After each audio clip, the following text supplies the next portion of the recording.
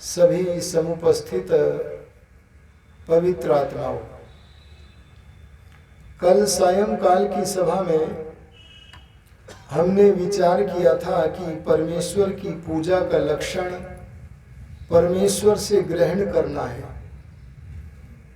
इससे एक तात्पर्य निकला था, जो जो व्यक्ति परमात्मा को दे करके, परमात्मा को तथा कथित भोग लगा करके भगवान की पूजा कर रहे हैं, वो सारी सनातन धर्म के विरुद्ध है, सारी व्यर्थ जा रही है।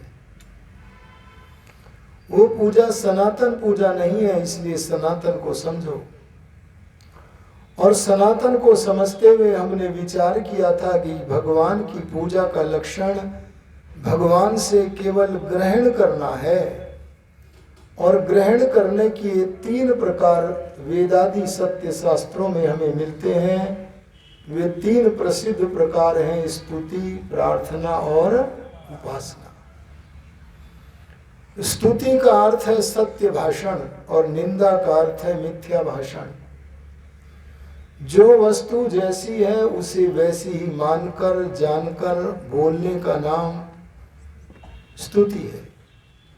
इसके विपरीत, जो विपरीत ज्ञान होकर विपरीत मान लिया गया है, विपरीत बोल दिया गया है, उसका नाम निंदा है, स्तुति नहीं है। यदि हम परमात्मा की प्रशंसा करना चाहते हैं, गुणगान करना चाहते हैं, तो इसके लिए आवश्यक है कि हम परमात्मा के स्वरूप को जानें। और यदि आप सब वस्तुतः अपने प्रियतम परमात्मा को जानना चाहते हैं, तो आर्य समाज के दूसरे नियम का बहुत गहराई से स्वाध्याय करो, चिंतन करो। और भी अधिक अच्छे प्रकार से जानना चाहते हो तो सत्याग प्रकाश का पहला समुल्लास पढ़ो, बड़ा उल्लास मिलेगा आपको।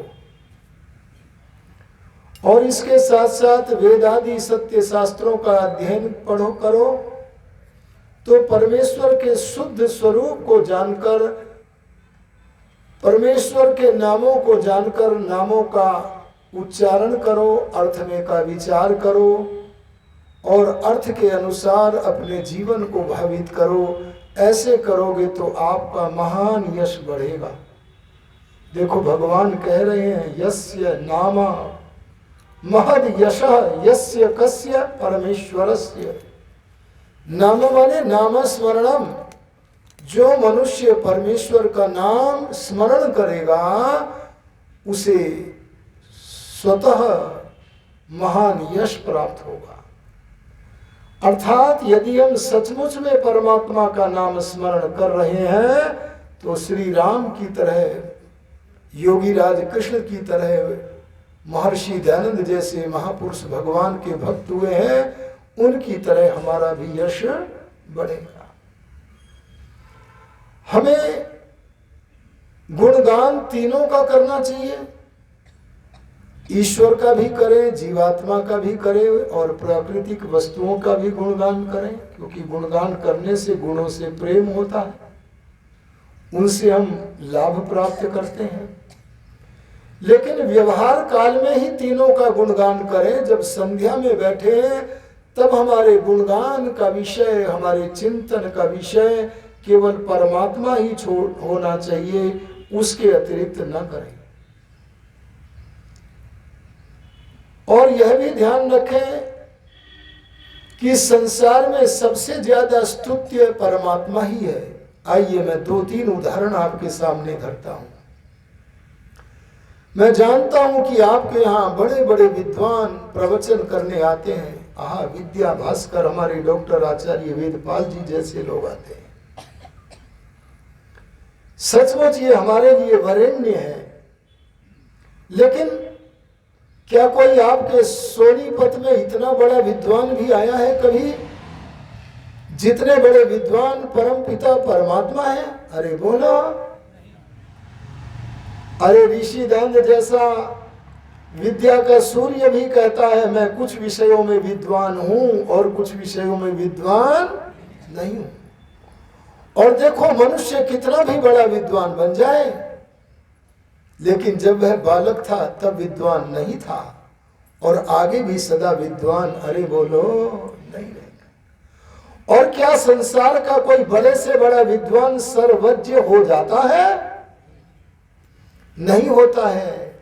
एक वेद मंत्र में मानव के ज्ञान को सीमित इदम शब्द से किया गया है। येने इदम भूतम भुवनम भविष्यत परिगृहीतममृतेन सर्वम। अर्थात मनुष्य कितना भी बड़ा विद्वान बन जाए, ज्ञानी बन जाए, उसके ज्ञान की सीमा होती है, लेकिन परमात्मा अद्भुत है, अरे विलक्षण है। क्या परमात्मा को कुछ जानना शेष है? अरे बोलो, क्या परमात्मा जो है उसके पास उसे भूल जाता है क्या? अरे क्या उसके ज्ञान के ऊपर विस्मरण का आवरण आ जाता है क्या? वह पूर्ण ज्ञानी है, निरंतर ज्ञानी है, एक रस है ज्ञान आदि की दृष्टि से। इसीलिए परमात्मा के तुल्य कोई भी प्रशंसनीय नहीं है। मैं जानता हूं कि आपके यहाँ बड़े बड़े दानी मानी रहते होंगे, और आपके समीप तो एक बहुत अच्छा गुरुकुल भी चलता है। हमारे आर्य समाज के बहुत बड़े वैयाकरणों में से एक आचार्य प्रदीप जी उस गुरुकुल का संचालन करते हैं। प्रदीप जी, और आपका जो गुरुकुल ये है आर्य समाज सेक्टर 14, वहां आचार्य संदीप जी ये गुरुकुल चलाते हैं। ये आई है शारदा जी, ये भी गुरुकुल चलाते हैं। यद्यपि वैदिक धर्म की सेवा करने के अनेक प्रकार हैं, लेकिन मुझे लगता कि आर्ष पद्धति से गुरुकुल चलाना, अरे ब्रह्मचारियों को संकल्प दिलाना, मैं वेद वेदांग का स्वाध्याय करूंगा, विद्वान बनूंगा, ऐसा वेदारंभ करा के उन्हें विद्या में प्रवीण करना, इससे बड़ी सेवा दूसरी कोई तुल्य बोलो नहीं है।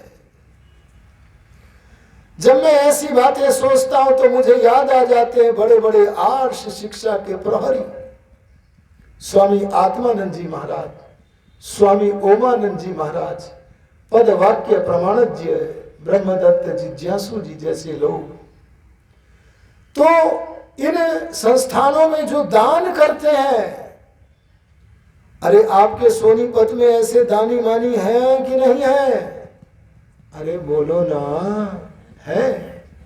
परंतु आपके बीच में बैठा हुआ कोई कितना भी बड़ा दानी क्यों ना हो, लेकिन क्या वह इतना बड़ा दानी हो सकता है कि जितने बड़े दानी परमात्मा है? बोलो।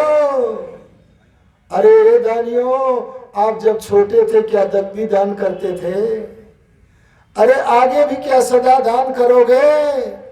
और क्या आपका दान सीमित नहीं है क्या? एक सीमा में है, परंतु भगवान का भंडार तो अनूनम, कभी खाली नहीं होता।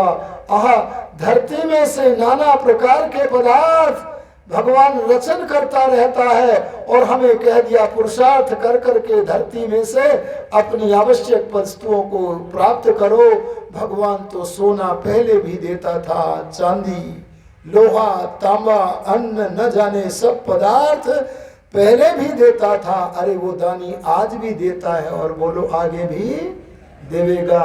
तो सोचो जरा, दानी सचमुच प्रशंसनीय है, पर जितनी बड़ी दातृत्व शक्ति परमात्मा की है, उतनी अन्य किसी की ही संभव है क्या?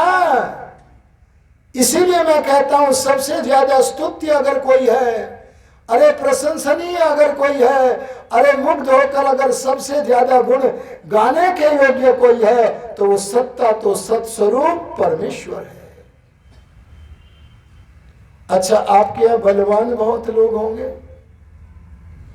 अनेक प्रकार के बल होते हैं, अपने अपने प्रकारों के बलों को धारण करने वाले होंगे,